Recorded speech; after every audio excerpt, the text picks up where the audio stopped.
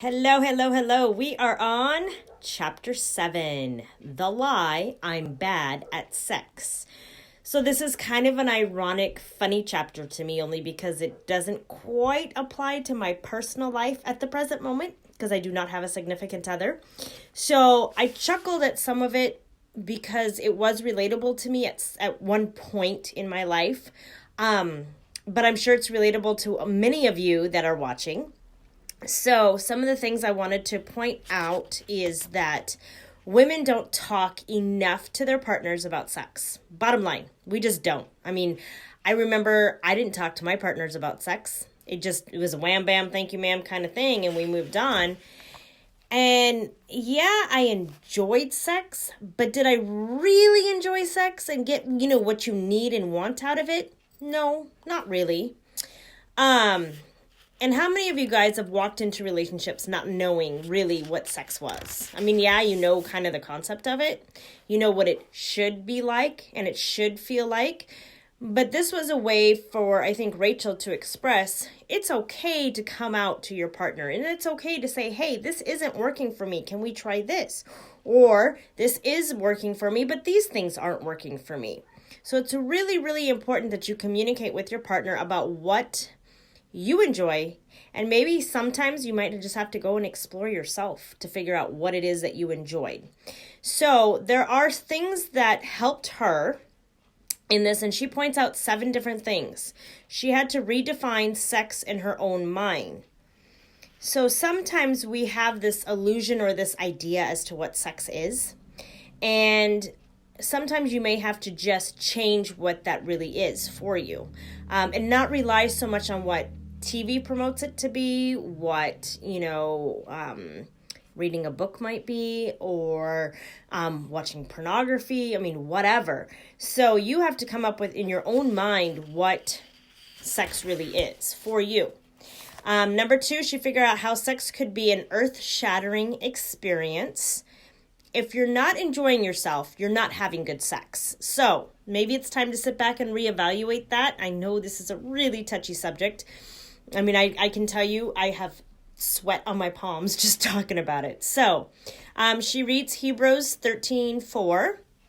Let marriage be held in honor among all, and let the bed be undefiled. So not sure really what that means, but she goes into detail about that. Number 4 is I embraced my body.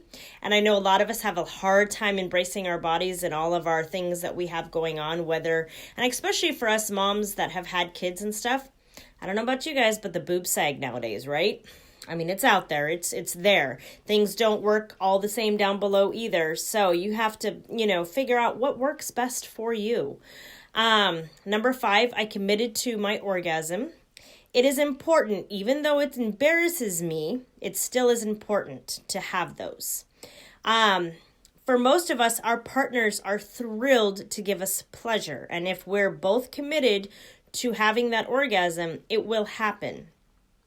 Oftentimes, because we don't communicate with our partners about this stuff, we leave them hanging, and they don't know if they're doing a good job or not. They don't know if they're satisfying our needs. So it's really important to communicate that with our partners.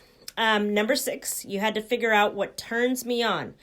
And it can be anything, really. Different people, right? Different strokes, different folks kind of thing. You just don't ever know. And then number 7 is we were committed to having sex every day for a month. And it's funny because we're doing this book review here in September. And of course, their month is September. So just know Rachel and Dave are doing sex every day this month. It's kind of funny. So sex has always been a controversial topic that has either, made or break relationships, right? Sex is a blessing that should be enjoyed and not endured. When it is endured, there is a problem.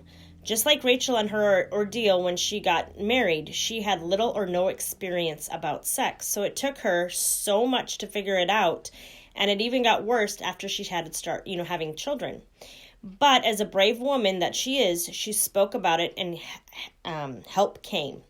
Several factors can cause this change. Discard your faculty orientation about sex. Trash the image in your head that makes you see sex more of a hectic job than having fun. You are the only one holding yourself back from enjoying every little moment of it. You are permitted to be weird and candid about your lovemaking as possible as it can be. And you need to learn to accept your body and don't deny yourself any pleasure or a good time. Don't be ashamed to have orgasms and always look out for it to happen. So some of the things that you can kind of challenge yourself with doing is, what negative experiences are tied to your sex life? What is your orientation about sex? Is your upbringing or background one of the major reasons for uncomfortable way that you feel about sex?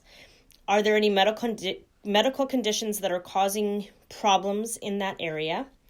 And is your appearance the cause of the bad sex? And if yes, why do you think so? So those are just some questions you can ask yourself about sex in and of itself. Tomorrow we will hit chapter 8, and it's going to be the lie, I don't know how to be a mom. And I know that all of us, well, the majority of us can definitely relate to that one too. So thanks for tuning in, you guys, and we'll see you guys tomorrow with chapter 8.